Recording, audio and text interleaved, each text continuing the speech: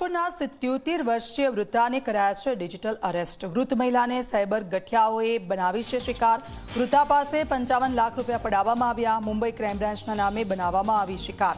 અલગ અલગ બેંકમાંથી 55.5 લાખ રૂપિયા પડાવી લેવાયા। આરોપીઓએ વધુ 43 લાખ રૂપિયાની માંગણી કરી છે। પુત્રીને જાણ થતાં આખો મામલો સામે આવ્યો છે। મુંબઈ રહેતી પુત્રીએ પોલીસને જાણ કરી ફરિયાદ નોંધાવી છે। પોલીસે વૃદ્ધાના ઘરે પહોંચી લાખો રૂપિયા જતા અટકાવ્યા। ડિજિટલ ગઠિયાઓને ઝડપી લેવા માટે પોલીસે કવાયત તેજ કરી છે।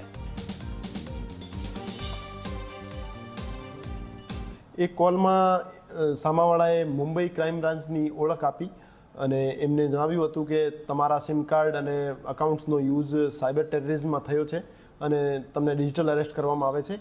અને ડિજિટલ અરેસ્ટના નામે એમને 7 દિવસ સુધી વૃદ્ધ દંપતીને ઘરમાં ગોંધી રાખી અને એમની પાસેથી 55 લાખ રૂપિયા છેતરપિંડી કરીને અને એક્સટોર્શન કરીને પડાવી લીધા હતા।